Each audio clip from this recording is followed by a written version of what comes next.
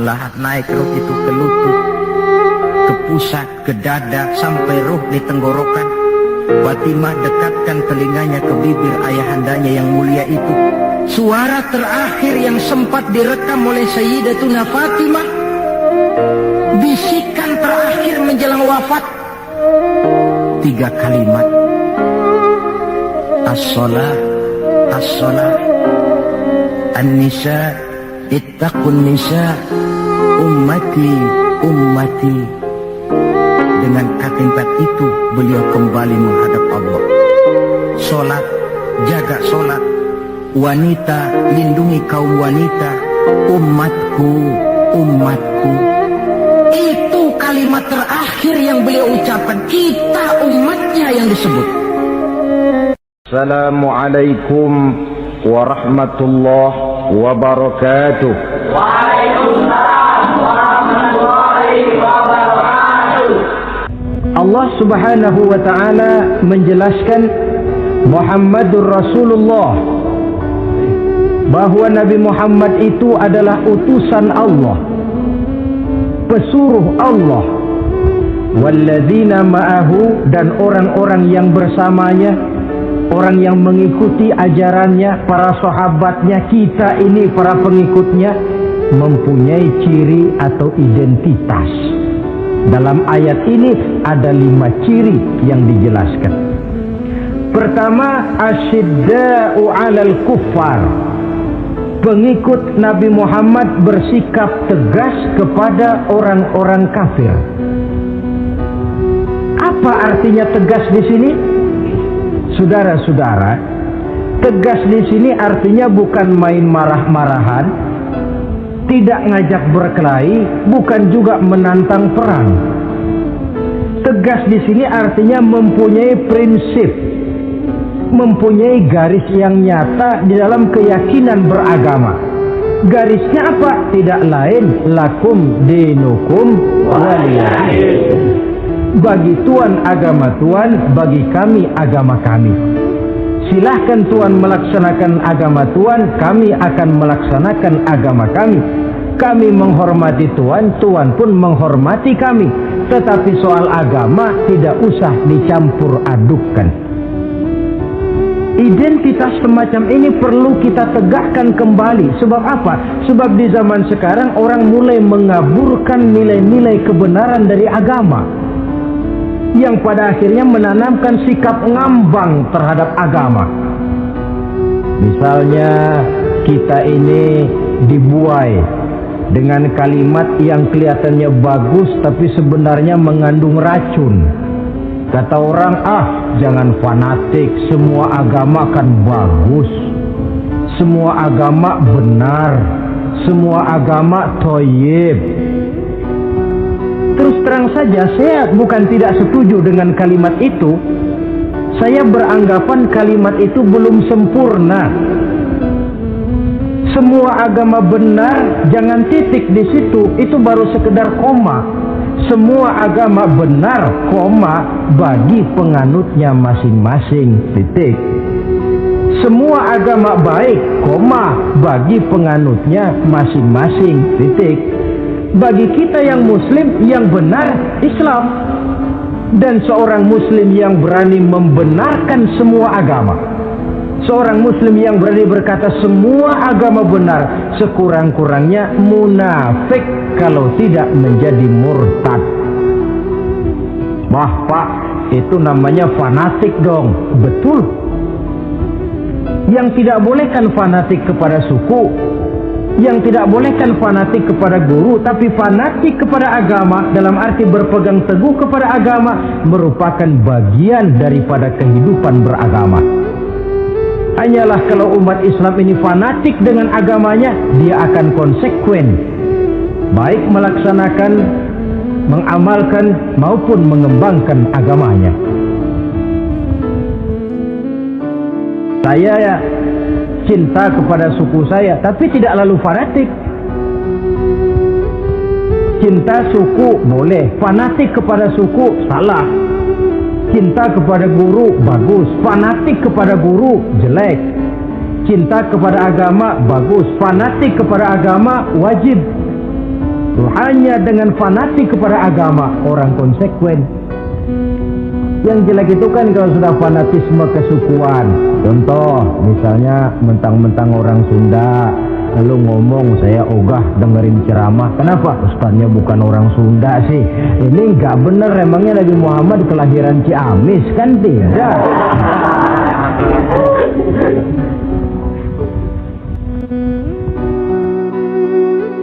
Toleransi ada tempatnya, tetapi tidak menyangkut masalah-masalah ritual, tidak menyangkut masalah-masalah ibadah. Soal bikin jalan umum, mari bersama saudara-saudara kita yang lain agama membangun puskesmas, mari bersama-sama menjaga keamanan, mari sama-sama. Tapi kalau sudah menyangkut masalah ibadah, kembali kita kepada prinsip lakum dinukum waliyadin. Bagi Tuhan silahkan melaksanakan agama Tuhan, kami pun akan melaksanakan agama kami. Silahkan menyebarkan agama, tetapi jangan kepada orang yang sudah beragama. Ini batas toleransi. Jangan menyebarkan agama kepada orang yang sudah beragama. Maka dalam sejarah sudah dibuktikan, alhamdulillah, kalau kita mau objektif menilai sejarah, ketoleransian umat Islam itu sudah dibuktikan oleh fakta sejarah. Tetapi tanpa harus mengorbankan nilai-nilai akidah, keyakinan-keyakinan yang harus kita jaga dan kita pertahankan.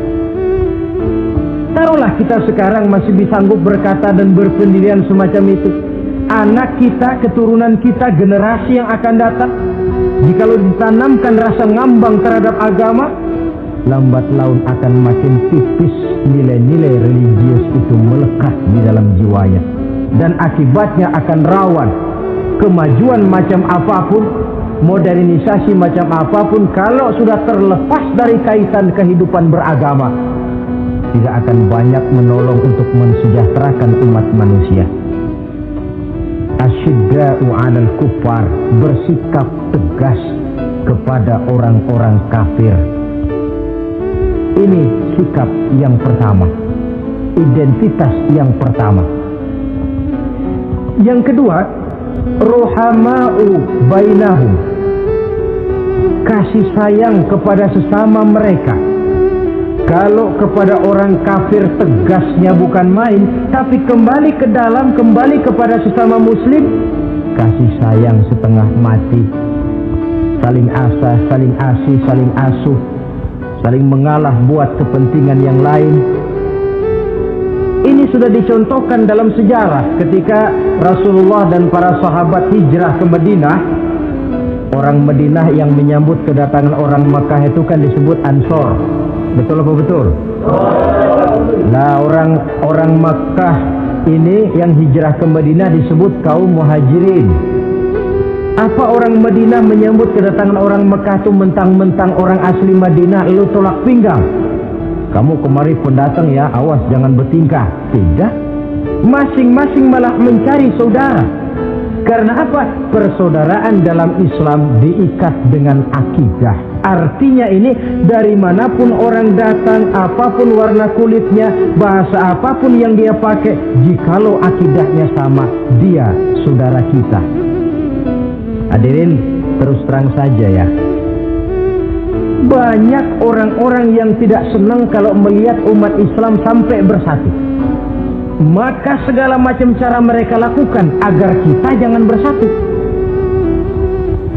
Terang-terangan menghantam Islam, tidak mungkin orang berani. Kenapa?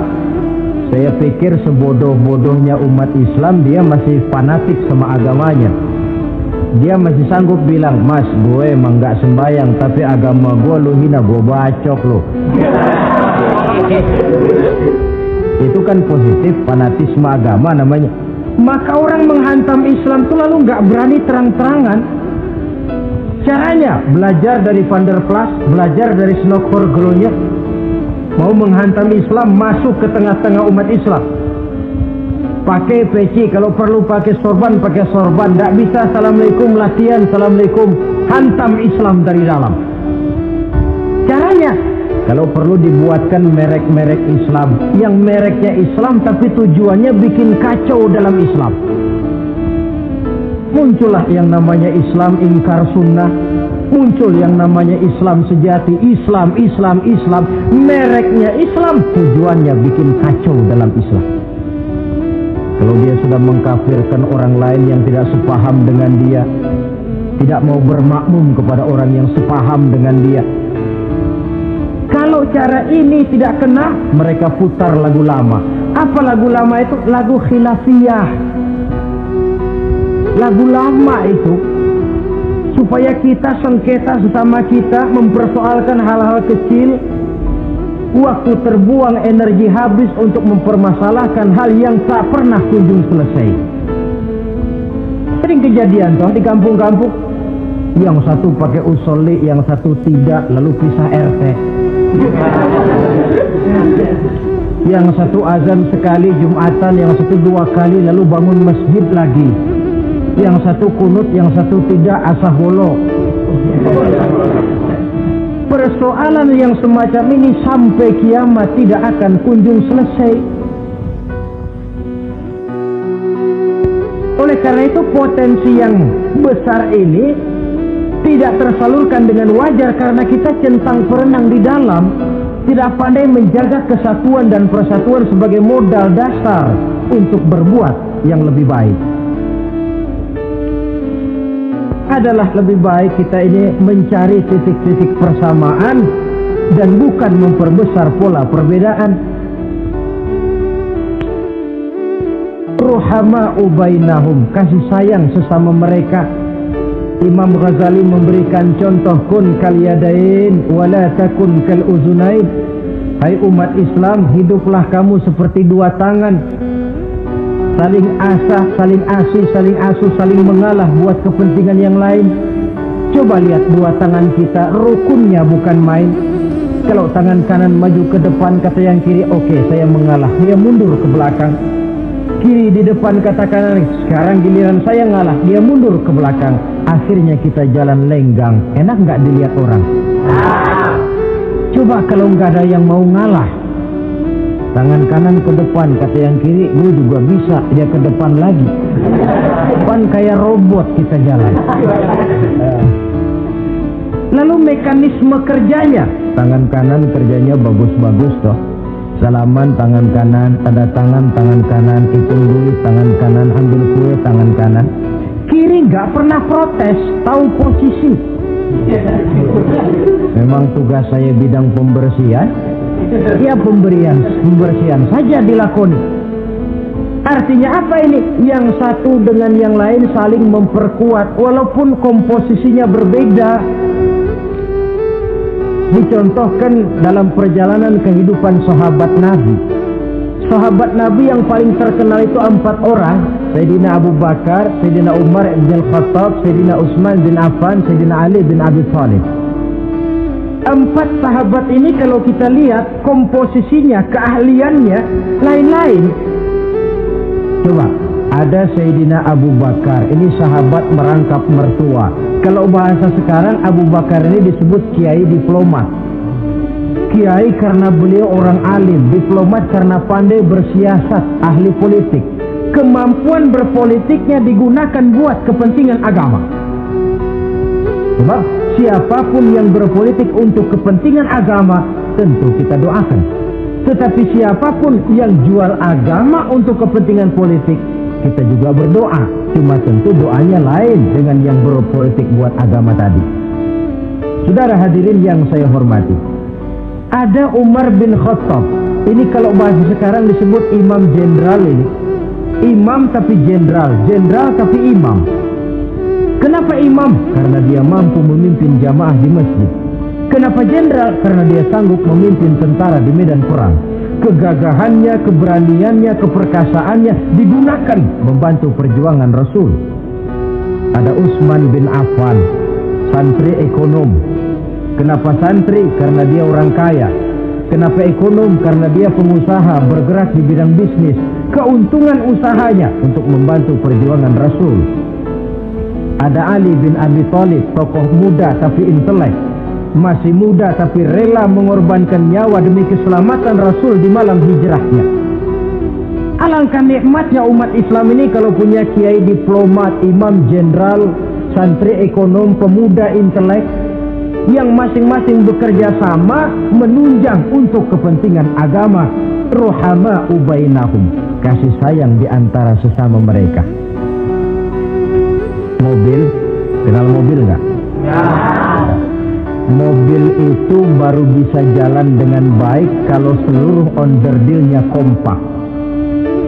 Kalau yang satu sudah merasa dirinya lebih penting dari yang lain, alamat mobil udah deket mogok. Misalnya yang jadi bensin nyombong, kalau nggak lantaran saya nggak bakalan jalan nih mobil. Bannya denger, sombong. Kata ban, sombong kamu bensin. Apa kamu kira kamu saja yang penting? Saya tersinggung, kata ban, lalu kempes. Kira-kira kalau ban kempes jalan nggak mobil? Begitulah umat ini. Kayak satu bangunan, ada yang jadi jendela, pintu, tiang, genteng dan sebagainya. Tetapi satu sama lain hendaknya saling memperkuat. Kalau tidak, kita ini pernah diramalkan oleh Nabi, yushiku an tada'a alaikumul umam kama tada'al akalatu ala qas'atiha. Satu saat akan datang di tengah-tengah kamu di mana keadaanmu waktu itu seperti makanan di meja makan. Coba bayangkan, menurut Rasul satu saat kondisi umat Islam akan seperti makanan di atas meja. Yang barat mau makan, yang timur mau santap, yang selatan mau ganyang, yang utara mau injak-injak. Satu saat kondisi umat Islam akan seperti itu. Heran sahabat, ya Rasulullah, kok kita bisa dikepung begitu rupa? Iya. Apa pada waktu itu jumlah kami sedikit ya Rasulullah? Tidak, kata Rasul. Bal antum yawma idzin katsir. Jumlahmu pada waktu itu banyak, besar, kamu mayoritas. Cuma sayang, kata Nabi, walakinnakum ghusaa'un ka ghusaa'is sail. Tetapi keadaanmu waktu itu seperti busa di lautan. Banyak tapi centang perenang. Banyak tapi tidak punya daya dan kekuatan. Dipermainkan gelombang lautan, dihempaskan ke tepian pantai tanpa punya makna dan arti. Mayoritas tapi nasibnya ironi. Lantaran apa ini? Kita tidak pandai menjaga kesatuan dan persatuan. Prinsip ruhama ubainahum, kasih sayang di antara sesama mereka, belum bisa kita wujudkan. Oleh karena itu, hadirin yang saya hormati, identitas yang kedua ini mari kita tegakkan, menggalang kesatuan dan persatuan untuk kejayaan agama yang kita cintai.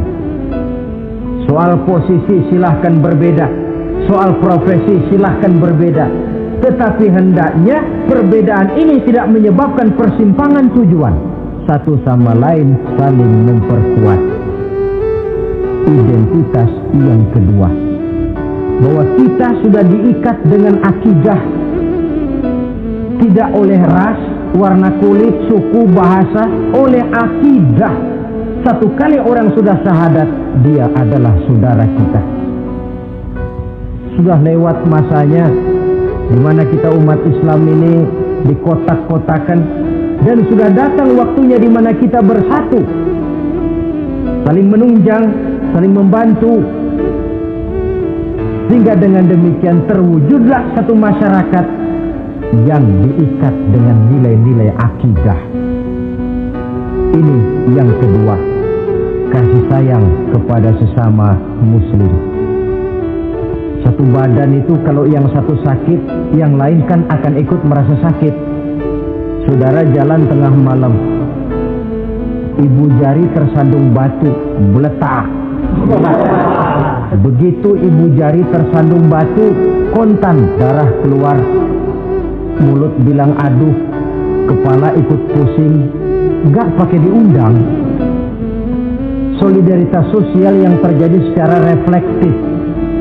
Tidak ada ibu jari tersandung mulutnya malah ngomel, rasain lo. Masa nyumpain badan sendiri, kan tidak mungkin. Tapi ini yang terjadi, kita lihat. Akibat apa? Tidak terwujudnya solidaritas sosial yang bersifat refleksif tadi. Nah, inilah saudara-saudara identitas yang kedua. Yang ketiga sekarang, pengikut Nabi Muhammad sallallahu alaihi wasallam itu cirinya yang ketiga, tarahum ruk'an sujjada. Engkau lihat mereka ruku dan sujud, mendirikan sholat. Ini identitas, ciri. Di akhirat nanti akan diperiksa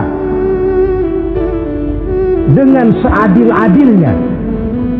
Siapa? Saya, Pak. Saya siapa? Pengikut Nabi Muhammad. Betul? Betul. Baik. Pengikut Nabi Muhammad itu tandanya ruka'an sujada, ruku dan sujud. Sampean ngaku umat Nabi Muhammad, sujud, pernah sembahyang? Sembahyang juga, Pak. Berapa kali? Nggak banyak-banyak, Pak, setahun 2 kali. Kapan itu? Idul Fitri sama Idul Adha.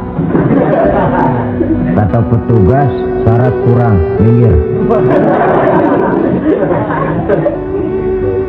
Sebab sering dikatakan sholat itu kan ada yang harian, ada yang mingguan, ada yang tahunan. Ada yang sholatnya harian. Yang harian ini juga 2 macam. Ada yang belang-belang, ada yang mulus. Kalau yang belang-belang itu kalau zuhur sholat, asar out. Asar kepegang, maghribnya melayang. Maghrib ketangkep, isya-nya terbang.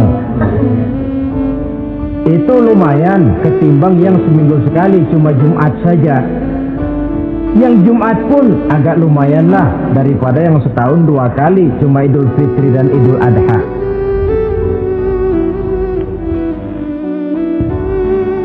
Tetapi bagaimanapun juga sholat ini memang merupakan keperluan dalam kehidupan kita. Ciri identitas yang memperkaya kepribadian. Pengikut Nabi orangnya ruku dan sujud. Sehingga di zaman sahabat tadi kondisi mereka digambarkan kalau siang seperti kuda perang, tetapi kalau malam seperti pendeta. Maksudnya apa? Di medan perang mereka gagah, tapi kalau sudah ruku dan sujud bukan main khusyuknya. Ruku dan sujud. Dengan kata lain, ciri pengikut Nabi Muhammad orangnya mendirikan sholat. Nah, masalahnya sekarang apa perlunya sholat dalam kehidupan kita? Yang jelas dia untuk menggembirakan Allah kok. Se-ASEAN orang tidak ada yang sholat, Allah tidak akan berhenti jadi Tuhan. Manfaatnya akan kembali kepada kehidupan. Nah, apa perlunya sholat dalam kehidupan kita?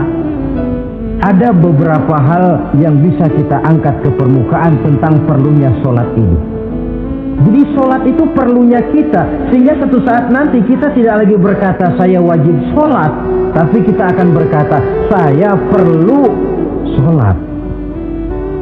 Apa perlunya sholat dalam kehidupan kita? Pertama, sholat itu membuat orang rendah hati, tidak melonjak menjadi angkuh dan sombong. Yang kedua, sholat itu membuat orang tahu diri. Yang ketiga, sholat itu mendatangkan ketenangan jiwa dan ketentraman batin lantaran orang punya sandaran vertikal kepada Allah. Sehingga agama menekankan benar ini, bukan cuma untuk kita, tapi juga anak kita, keturunan kita. Sehingga Nabi mengajarkan, ajari didik anak-anakmu sholat pada umur 7 tahun. Kalau umur 10 tahun mereka sudah berani meninggalkan sholat, pukul. Bukan dengan tujuan menyakiti, tapi mendidik anak supaya disiplin dengan sholatnya. Kayaknya kita yang hidup di zaman serba modern ini, soal anak mau sholat atau tidak, kayaknya orang tua itu, kalau istilah anak sekarang, cuek-cuek aja. Jarang yang mengadakan inspeksi, pengecekan anaknya sudah sholat apa belum, lalu sholatnya disiplin apa tidak.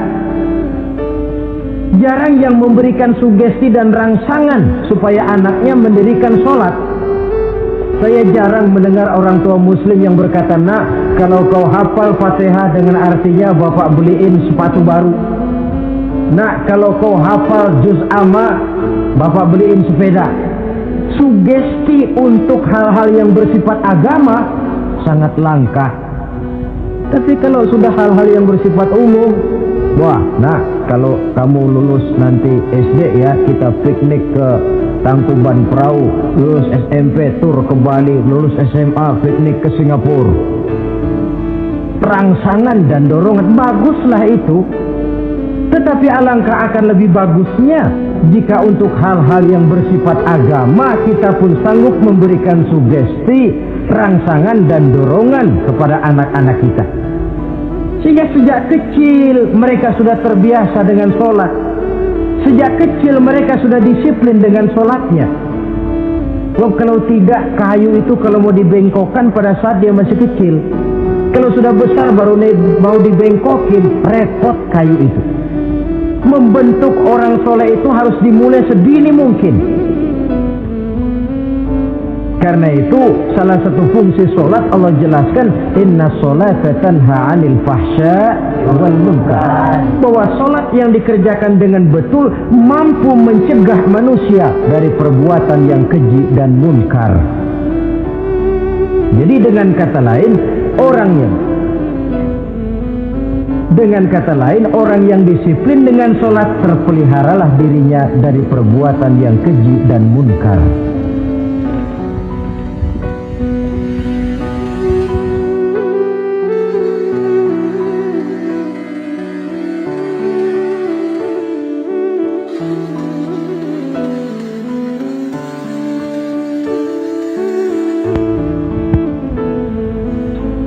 Hadirin yang saya hormati, suatu kenyataan barangkali yang memang tidak bisa kita pungkiri, bahwa kemajuan ilmu pengetahuan dan teknologi sekarang ini makin mengagumkan. Dunia seolah-olah telah dirombak oleh manusia dari sebuah daerah kosong menjadi gedung-gedung pencakar langit yang tinggi. Orang sudah bertandang ke bulan, dan dalam beberapa tahun mendatang boleh jadi akan bertandang pula ke planet-planet lainnya. Kekurangan air minum bisa diatasi dengan penyulingan air laut.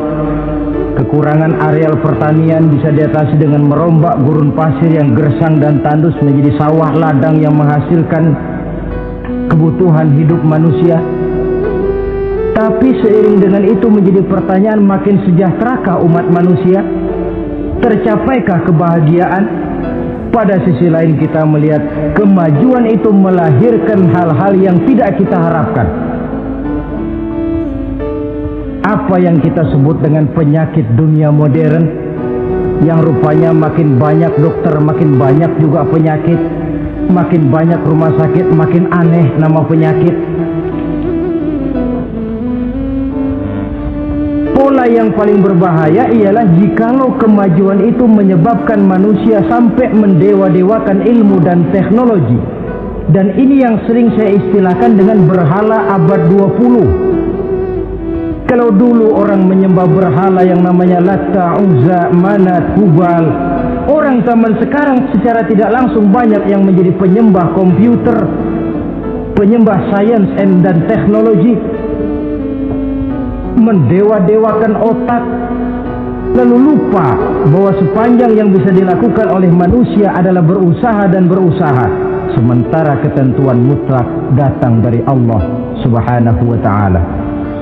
Disinilah perlunya ruku dan sujud, agar manusia tahu benar hakikat dari mana dia datang, di mana dia sekarang, mau apa dia di sini, dan kemana dia akan pulang.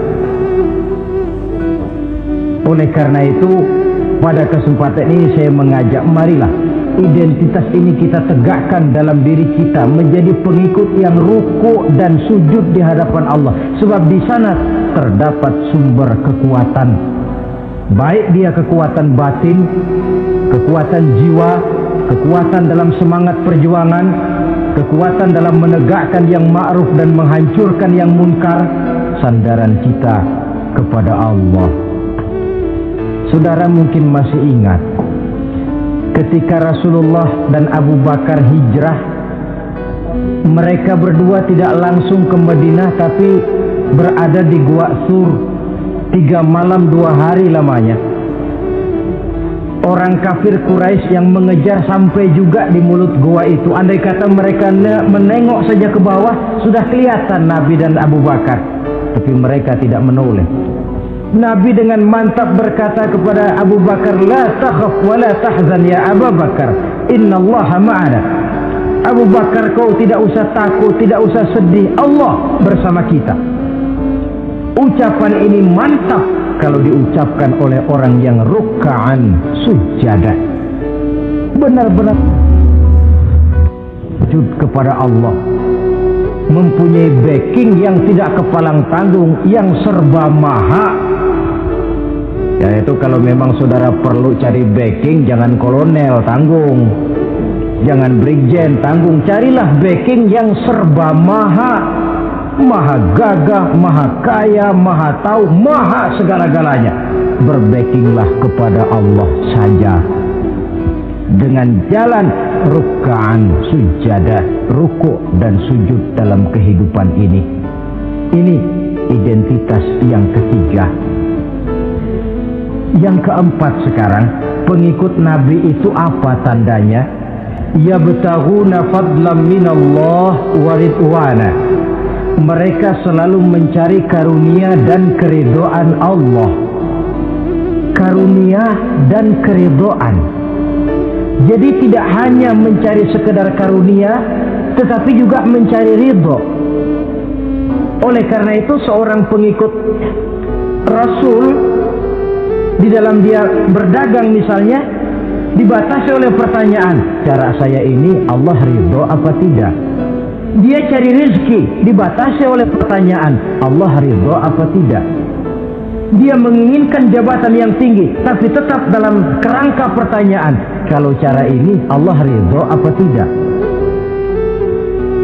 Sehingga tidak lantas menghalalkan cara apapun halal asal tujuan tercapai. Itu kan caranya PKI. Asal tujuan tercapai, cara apa saja halal. Seorang muslim pengikut baginda Nabi tidak diajarkan semacam itu. Kenapa perlu mencari keridhaan Allah, karunia yang Allah ridho?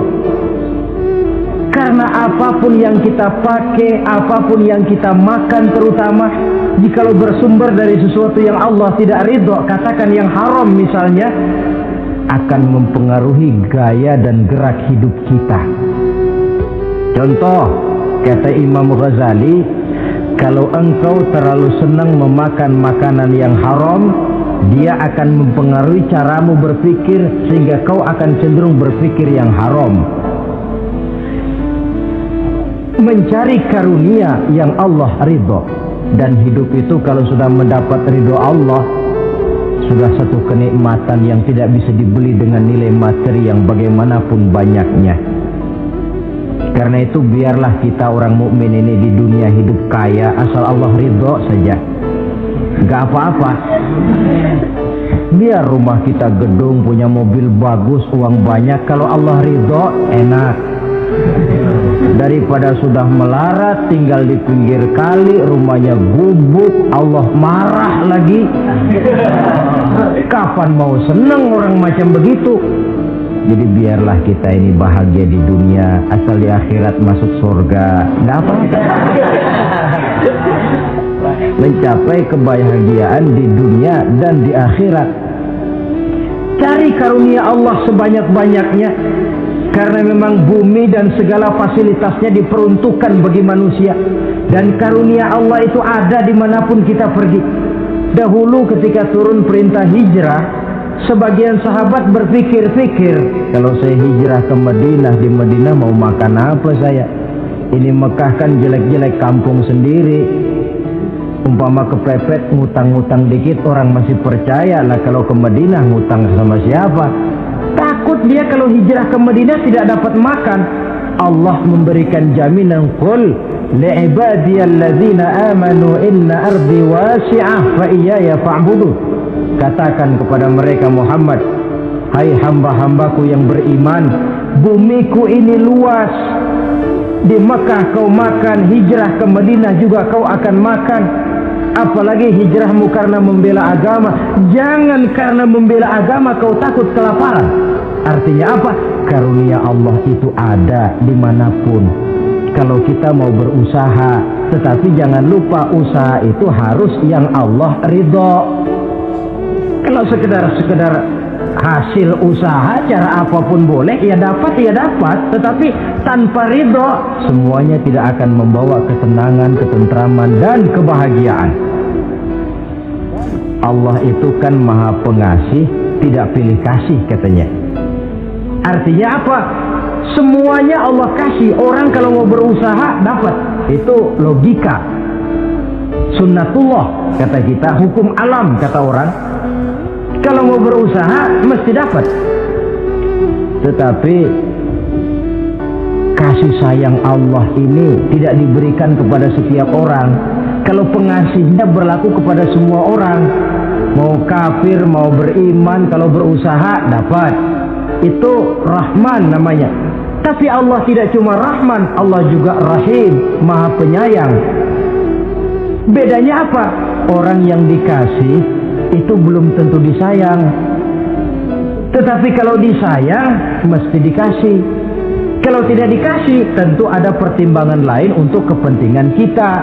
Misalnya anak kita baru kelas 1 SMP datang, Pak beliin motor buat sekolah. Kita lalu menilai anak ini nggak ada motor saja kadang-kadang jarang sampai ke sekolah, apalagi dibeliin motor, bisa dari rumah berangkat ke sekolah nggak sampai.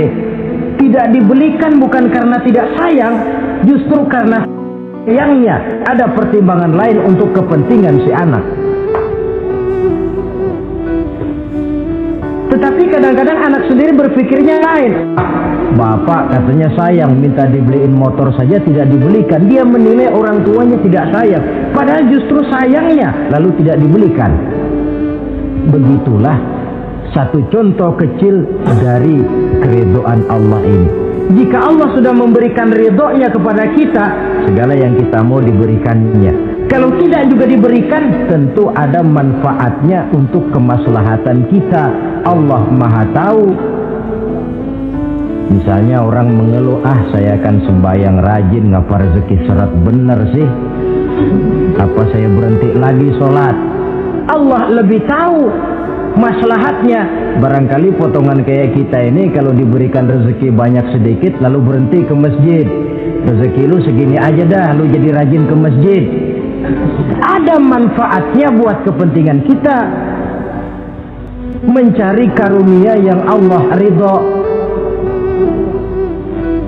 Dalam alam yang terbentang luas ini karunia Allah terhampar luas. Tinggal kita mencari, dan untuk mencari itu diperlukan keahlian. Keahlian hanya timbul karena pendidikan.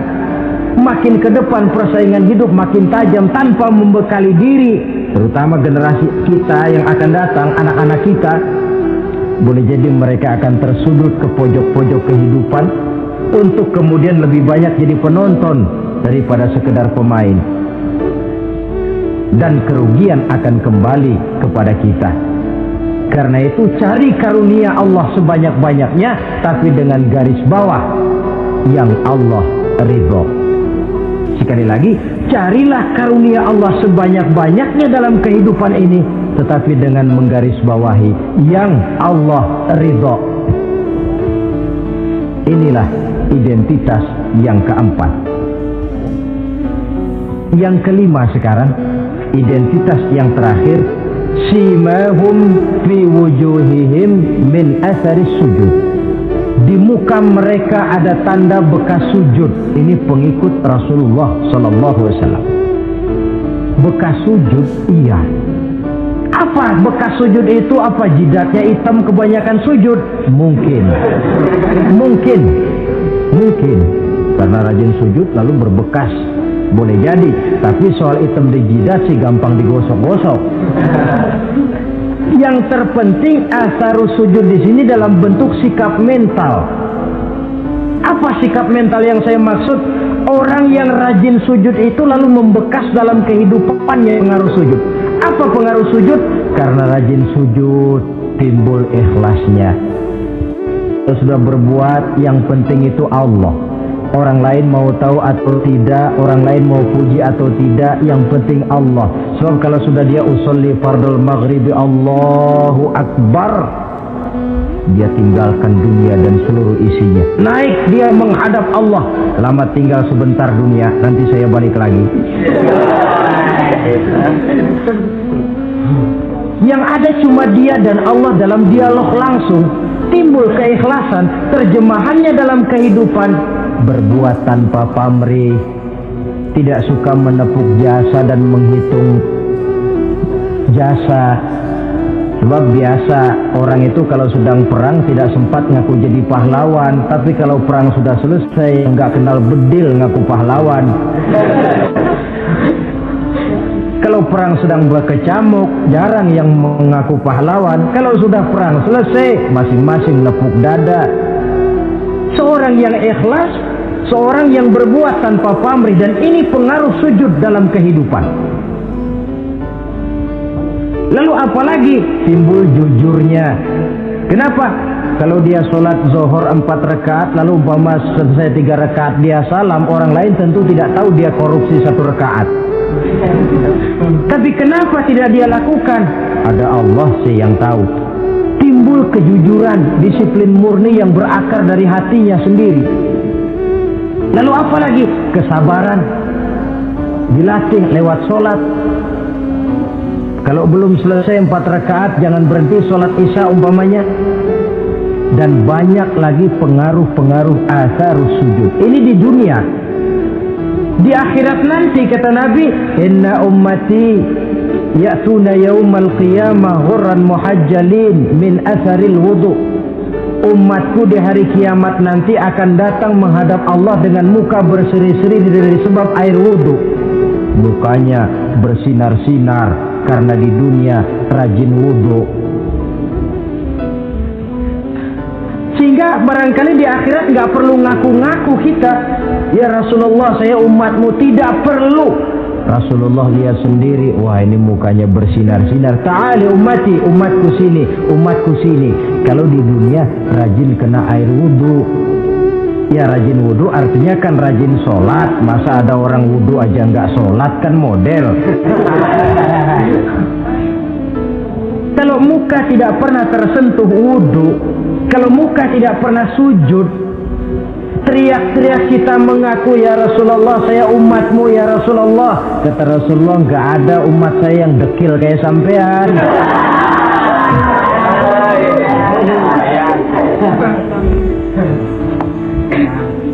Itulah sebabnya pada kesempatan ini saya mengajak mari membiasakan diri berwudu.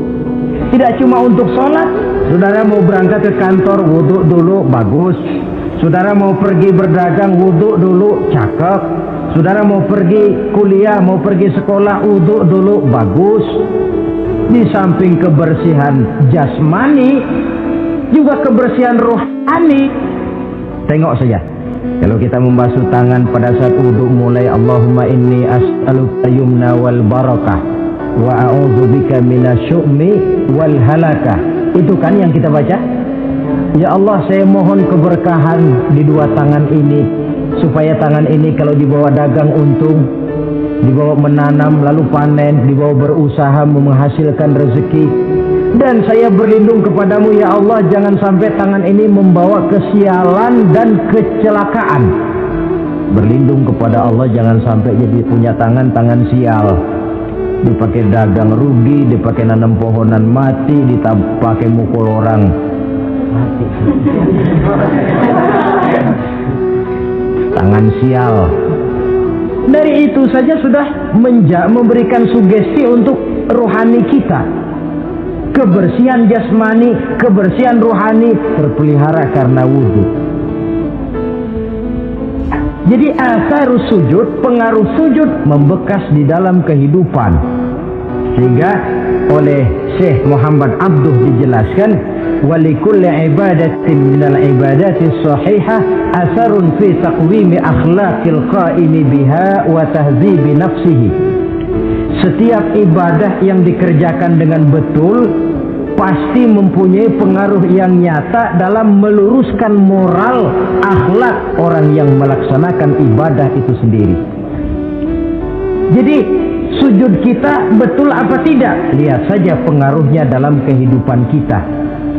Sholat kita sudah betul apa tidak? Lihat saja pengaruhnya dalam kehidupan kita. Kalau sujud ya sujud, tapi judi jalan juga, nah, sujudnya belum betul. Waktunya sholat ya sholat, waktunya mabuk, sholatnya belum betul. Waktunya ruku ya ruku, giliran nyolong, sholatnya belum betul. Sebab sholat yang dikerjakan dengan betul, sujud yang dikerjakan yang punya pengaruh nyata dalam kehidupan, kelihatan bekasnya dari tingkah laku dan gerak kita dalam menelusuri kegiatan hidup ini. Maaf, dengan sedikit pahit barangkali kita memang harus berkata, masih banyak di antara kita umat Islam ini yang melaksanakan ibadah hanya dengan prinsip asal sekedar gugur kewajiban. Perkara ada pengaruhnya atau tidak dalam diri kita, kita malas untuk mengadakan evaluasi. Akibatnya ibadah yang kita kerjakan tidak mempunyai pengaruh dalam membentuk kepribadian kita. Orang yang mengucapkan syahadat ada pengaruh dalam jiwanya. Orang yang mendirikan sholat ada pengaruh dalam membentuk kepribadiannya. Orang yang melaksanakan puasa ada pengaruh dalam perkembangan jiwanya. Orang yang mengeluarkan zakat ada pengaruhnya dalam mengelola hartanya. Orang yang melaksanakan ibadah haji ada perubahan dalam kegiatan hidupnya, dari yang negatif kepada yang positif tentunya. Simahum fi wujuhihim min athari sujud. Di muka mereka, di muka pengikut Rasulullah ini ada tanda pengaruh bekas sujud.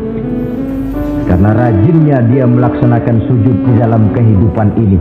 Nampak pengaruh yang nyata di dalam kehidupannya, di dalam gerak dan tingkah lakunya. Saudara hadirin, ma'asyiral muslimin rahimakumullah. Inilah 5 identitas yang harus kita tegakkan jikalau kita mau jadi umat yang konsekuen. Tidak sekedar bangga-banggaan menyandang titel umat Nabi, apalagi konon mengharapkan syafaatnya di akhirat nanti, padahal sebagai pengikut kita tidak menyesuaikan diri dengan yang kita ikuti. Bagaimana mau mengharapkan fasilitas yang namanya syafaat? Bahwa syafaat pertolongan Rasul itu ada, tetapi fungsinya kan ibarat orang punya kain, syafaat itu nambel. Saudara punya kain, sobek-sobek sedikit, ditambel oleh yang namanya syafaat. Sholat kurang sedikit, ditambel oleh syafaat. Sodakoh ada campur riak sedikit, tidak karena Allah sedikit, syafaat. Jadi kalau punya kain sobek ada syafaat. Nah kalau kainnya tidak punya, yang mau ditambel apanya? Sholat tidak, puasa tidak, di akhirat aman dah dapat syafaat. Tentu terlalu berlebihan, terlalu optimis mengharapkan sesuatu yang kita memang tidak punya modal dasar untuk memperolehnya. Baiklah ya, kesimpulan. Pertama, sebagai pengikut kita harus menyesuaikan diri dengan yang kita ikuti. Identitas. Suatu umat hanya akan berwibawa, hanya akan dihitung dan dipandang orang kalau dia tegak dengan identitasnya. Kalau macan sudah kehilangan sifat galaknya, orang tidak takut lagi kepada macan. Dan kalau kambing sudah kehilangan sifat jinaknya, banyak orang takut melihara kambing. Kalau umat Islam sudah kehilangan identitasnya, dia akan menjadi umat yang kehilangan wibawa dan tidak pernah ditakuti oleh musuh-musuhnya. Seenaknya saja orang mengacak-acak kehidupan kita sebagai umat kalau tidak punya identitas. Yang kedua, kesimpulan yang kedua, identitas itu bisa kita ringkaskan. Pertama, tegak dengan keyakinan inna dina indallahil Islam. Menumbuhkan fanatisme agama dalam arti berpegang teguh kepada agama. Menempatkan toleransi pada tempatnya yang wajar. Tidak mencampur adukan semua agama. Tegas di dalam mempertahankan akidah. Kemudian yang ketiga, perlu menegakkan solidaritas sosial yang bersifat reflektif untuk menegakkan wibawa kita sebagai umat, supaya potensi dari umat yang mayoritas ini dimanfaatkan oleh umat itu sendiri. Kalau tidak, kita cuma akan menang jumlah saja, menang bilangan, kuantitas yang tanpa kualitas. Dan kalau ini yang terjadi, nasib kita akan seperti buih di lautan. Banyak, tapi kata orang kampung cuma menang groyokan. Tidak punya daya dan kekuatan, dicampakkan orang ke kiri dan ke kanan, hanyut oleh arus. Bukan menciptakan arus, tapi malah hanyut oleh arus. Bukan menciptakan model, tapi malah mengikuti model. Bukan menciptakan irama tersendiri, malah diatur oleh irama orang lain. Ini yang menyebabkan ironi. Tegaklah dengan kesatuan dan persatuan, dengan lebih memperbanyak mencari titik-titik persamaan dan bukan memperbesar titik-titik perbedaan. Yang keempat, rukuk dan sujud sebagai sandaran vertikal kepada Allah. Selama kita umat ini masih rajin rukuk dan sujud, selama itu pula nilai optimisme masih ada dalam jiwa dan diri kita. Ya Allah, persilahkan orang memperlakukan kami sesuka hatinya, tapi kami yakin ya Allah, Engkau tidak akan mendiamkan. Satu saat pertolonganmu mesti datang. Itu akan mantap kita ucapkan kalau kita melaksanakan rukuk dan sujud. Tertimpa tangga, jatuhnya sakit, ketimpa tangga lagi. Musibah yang beruntun. Rukuk dan sujud sebagai sandaran vertikal. Yang kelima, karunia Allah dan keridhaan Allah jangan dipisah. Cari karunia sebanyak-banyaknya, tetapi dalam batas-batas yang diridhoi Allah. Sebab kalau tidak, karunia itu akan makin membuat kita jauh dari Allah. Ilmu karunia itu. Tapi kalau tidak diridhoi Allah, Nabi ingatkan, man izdada ilman wa lam yazdad huda, lam yazdad minallahi illa bu'da. Orang yang bertambah ilmu tapi tidak bertambah hidayah, dia hanya akan semakin jauh dari Allah. Jauh dari Allah menimbulkan kegersangan dalam jiwa, kepanasan dalam hati, sehingga jauhlah kita dari ketenangan hidup. Karunia yang Allah ridho, dan Islam melarang umatnya untuk berpangku tangan menunggu keajaiban dari langit. Berusaha, berikhtiar, berdoa, lalu bertawakal kepadanya. Yang terakhir, hendaknya ibadah yang kita kerjakan dievaluir, ditinjau kembali apa pengaruhnya dalam kehidupan kita. Sebab setelah selesai melaksanakan suatu ibadah, hendaknya nilai ajaran yang terkandung dalam ibadah itu bisa kita terjemahkan dalam kehidupan kita. Sehingga gerak kita dalam sholat dengan tingkah laku kita di luar sholat ada kesinambungan. Gerak kita di dalam bulan Ramadan dengan tingkah laku kita di luar Ramadan ada kesinambungan. Namanya ibadah yang kita kerjakan ada pengaruhnya dalam memperbaiki kehidupan kita. dengan satu prinsip, ibadah itu kita kerjakan adalah kemanfaatannya kembali kepada kehidupan kita. Saudara hadirin yang saya hormati, inilah pembicaraan kita pada pertemuan kita kali ini, dengan harapan tentunya dalam memperingati Maulid kita tidak hanya sekedar melakukan satu tradisi, tidak hanya sekedar hura-hura, tidak hanya sekedar ikut-ikutan, sebab bagaimanapun peringatan semacam ini bukan tujuan. Ini cuma sekedar alat. Kalau peringatannya yang jadi tujuan, selesai memperingati, selesai sudah. Kayak saudara tujuannya mau ke Bogor, kira-kira kalau sudah sampai Bogor pulang lagi enggak? Pulang. Kenapa? Tujuan sudah tercapai. Tujuannya cuma memperingati Maulid, sudah selesai. Ya sudah selesai segala-galanya. Yang tidak sholat kembali tidak sholat, yang teler kembali teler. Pokoknya kan udah Maulid. Itu kalau dijadikan tujuan. Maulid sekali lagi bukan tujuan, cuma sekedar alat. Tujuan kita diantaranya mencari identitas, menyesuaikan diri sebagai seorang pengikut dengan Rasulullah yang kita ikuti itu. Inilah pembicaraan kita kali ini. Mudah-mudahan 5 identitas ini Allah berikan kekuatan untuk bisa kita tegakkan dalam diri kita masing-masing, sehingga kebanggaan sebagai pengikut Nabi dibuktikan dengan amal perbuatan kita. Terima kasih banyak atas segala perhatian. Mohon maaf atas segala kekurangan. Usikum wa iyaya bitaqwallah. Wassalamualaikum warahmatullahi wabarakatuh. Waalaikumsalam.